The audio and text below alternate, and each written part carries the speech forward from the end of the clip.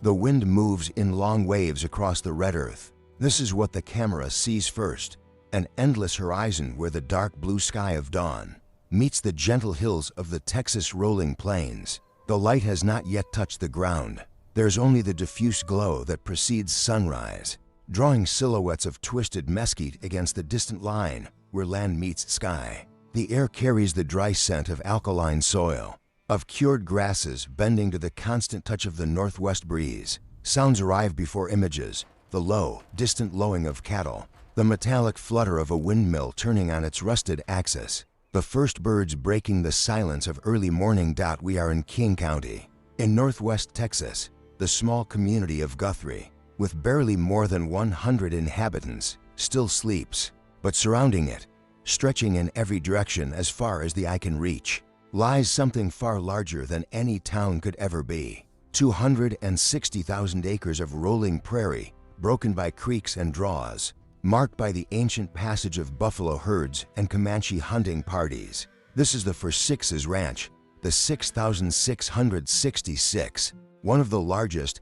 and most storied cattle operations in American history. The camera moves closer now, past the stone pillars at the main gate, past the legendary supply house, the only store in Guthrie, where a man can still buy everything from tires to groceries to horse tack, past the massive stone headquarters house that Samuel Burke Burnett built in 1917 for $100,000, a fortune in its time. Quarried rock hauled by wagon across these empty plains, the house still stands sentinel on its hill, watching over a legacy that began in 1870 when a 19-year-old cattleman purchased 100 head of cattle bearing the 6666 brand from a man named Frank Crowley in Denton County. But this is not merely a story of cattle. This is a story of horses, of the American quarter horse, that compact, muscular breed that built the ranching West. A horse bred for short bursts of explosive speed, for the ability to stop hard and turn fast, for the intelligence to read a cow's next move before the cow itself knows. Without the quarter horse, there would be no working cattle ranches as we know them, no cutting competitions, no reining championships, no remudas of dependable mounts carrying cowboys through their daily work. And within the long history of the For Sixes Ranch, few horses cast a longer shadow than one particular stallion, a dun-colored horse with a light mane and tail, foaled in May 1940 on the Triangle Ranch near Iowa Park, Texas. His name was Hollywood Gold. He stood perhaps 14 hands and 2 inches, weighed somewhat over 1,000 pounds. By the standards of conformation, he was not extraordinary, but by every measure that matters in the working horse world, intelligence, temperament, cow sense, and the ability to pass those traits to his offspring, Hollywood Gold would become a foundation upon which something immense was built, a legacy whose true value would only be understood decades later. The sun breaks the horizon now. The red land glows gold. To understand how this happened, the camera must step backward not merely years, but generations. It is May 1940, and we are standing in the pastures of the Triangle Ranch, west of Iowa Park, Texas. The Triangle was owned by Ann Burnett Hall, granddaughter of the legendary Burke Burnett, the man who had built the For Sixes empire from nothing. Miss Ann, as she was called throughout the ranch country of West Texas, had inherited both the Triangle and the For Sixes from her father, Tom Burnett. She was already instrumental in the formation of the American Quarter Horse Association, hosting a dinner party at her home the evening before the organization's founding meeting. In March of that year, her husband, James Goodwin Hall, had been elected treasurer of the fledgling association. On this spring morning, Lige Reed, the Triangle's foreman, rides through the silent reds and pastures checking on some 40 mares grazing there. Reed was a horseman of the old school, a man who had spent 30 years working for the Wagoner Ranch before coming to the Triangle. He knows horses the way some men know their own children, and when he rides up on a red dun mare with a Triangle branded on her jaw and the number 17 on her hip, he stops to take a closer look. The mare, purchased across the Red River in Oklahoma from a man named Harlan Beich, has produced good colts before, but this morning, wobbling beside her on unsteady legs, stands something that catches Lige Reed's practiced eye, a dun colt, light mane, light tail, The mare had been bred to Gold Rush, a 4-year-old Palomino stallion that Misson had purchased in California. Gold Rush traced back through Caliente to Del Rey and ultimately to thoroughbred bloodlines. The breeding was respectable but not remarkable, yet there was something about this particular colt. Lige Reed would later say that he liked the colt's conformation from that first day, and then got to liking him better and better when he saw how he handled himself. When time came to halter break the yearlings at headquarters, the dun colt showed what Reed called a wonderful disposition. He seemed to understand just what was wanted of him, and he tried to help get the job done. When the other colts were gelded, Reed made certain this one was kept in a distant pen where no mistake could be made. He wanted to preserve this horse entire, and when time came to name the little dun, Lige Reed gave him a name to fit his bearing, Hollywood Gold. Reed never let an opportunity pass to praise the colt's potential. He spoke of him constantly to anyone who would listen, perhaps too constantly. George Humphreys, foreman of the for sixes since 1932, had been with the ranch since 1918. He had an eye for good horses, and he had been trying for months to acquire Hollywood Gold for the sixes breeding program. Finally, Misson relented. She called Lige Reed into the living room at the Triangle headquarters and told him she was sending Hollywood Gold to Guthrie. Reed pleaded with her. "Please, Miss Ann," he said, "get a knife and take my right arm, but leave me the colt." But her mind was made up. Soon Lige loaded Hollywood Gold into a trailer and delivered him to George Humphreys. At the for sixes, the camera settles now on the working pens at for sixes headquarters in Guthrie. Dust hangs in the morning air. The sound of hooves on hard-packed earth, the bawling of calves, the creak of leather, and the low voices of men at work. George Humphreys wastes no time putting Hollywood Gold to use. Before long, the stallion is cutting cattle in the headquarters pens, gathering cows in the ranch's vast pastures, roping and working calves alongside the cowboys. Humphreys would later claim that Hollywood Gold was the smartest horse he had ever ridden. In 1944, an AQHA inspector came to the ranch and passed Hollywood Gold for registration, a formality since both his sire Gold Rush and his dam Triangle Lady 17 were already registered.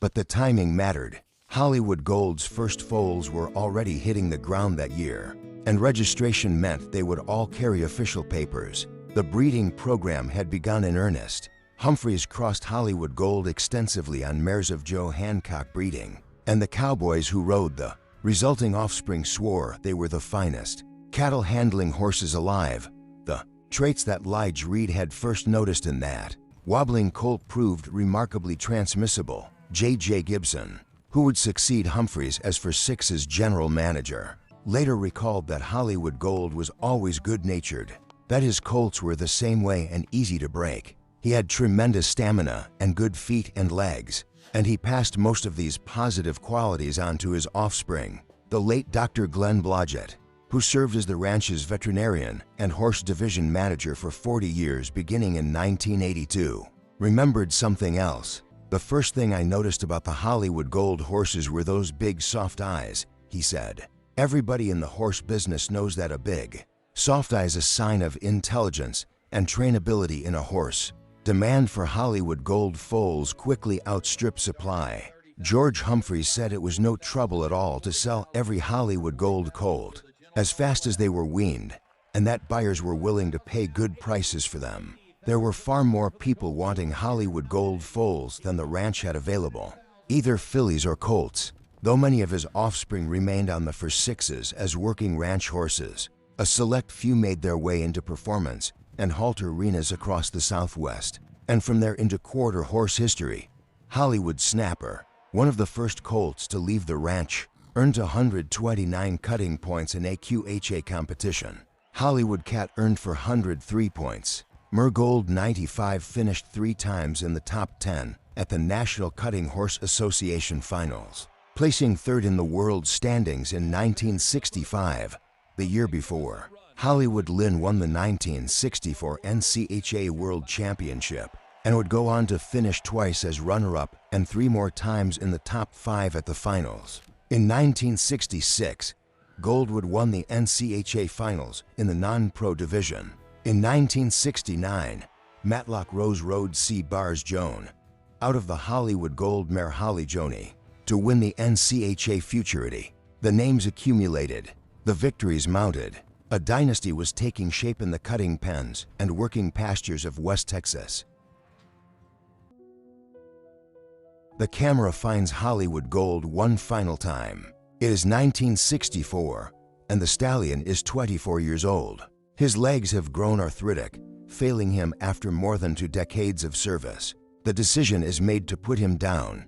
A quiet end for a horse who had shaped the breeding program of one of America's greatest ranches. He died at the for sixes, in the country he had worked for most of his life. But death, for a horse of his influence, is not an ending. When Dr. Glenn Blodgett arrived at the ranch in 1982, 2 daughters of Hollywood Gold still remained in the broodmare band. One of them, Miss Holly Pegg, quickly came to the front. She produced Miss Holly Tip, who Sam Rose rode to win the NCHA Breeders' Cutting in 1988. Miss Holly Tip then produced Gin and Attraction, who in turn produced both Play and Attraction and Quahati, stallions that would stand at the for sixes well into the 21st century. The bloodline flowed forward through the generations like water finding its way downhill. Inevitable and persistent, Hollywood Gold also appears in the pedigree of sixes pick, the Sorrel Stallion, who became the American Quarter Horse Association's first world champion versatility ranch horse. In 2008, his blood runs through the veins of Hollywood Dunnett, the legendary reigning stallion inducted into the ACA Hall of Fame in 2012, who became the National Reining Horse Association's first $1 million sire. The branches of his family tree spread across the cutting pens, the reining arenas, the roping boxes, and the working ranches of the American West. Gold Peppy Freckles, combining Hollywood Gold with Colonel Freckles and Peppy Sand Badger, qualified for the World Show in both reining and cutting. The combinations multiplied endlessly, each generation carrying forward some measure of what Lige Reed first recognized in that wobbly-legged colt on a spring morning in 1940. The For Sixes Ranch was honored with the AQHA Best Remuda Award in 1993 for its outstanding working cow horses. It became an ACA all-time leading breeder of performance horses and race money earners and winners. In 2021, when the ranch sold to a buyer group led by Taylor Sheridan for more than $300 million, the horse program was recognized as one of the finest quarter horse breeding operations in the world, standing more than 30 stallions to the public and maintaining an elite broodmare band, whose bloodlines trace back, generation after generation, to the foundation sires who built this legacy. The camera returns now to where we began, dawn over King County. The wind still moves in long waves across the red earth. The windmills still turn. The cattle still graze in pastures that stretch beyond the horizon, and in the working pens at headquarters, in the training arenas, in the breeding barns, where new foals take their first uncertain steps, the legacy of Hollywood Gold continues. No monument bears his name. No statue marks his passing. What remains is quieter and far more enduring. The land remembers. The horses carry forward what the land cannot forget.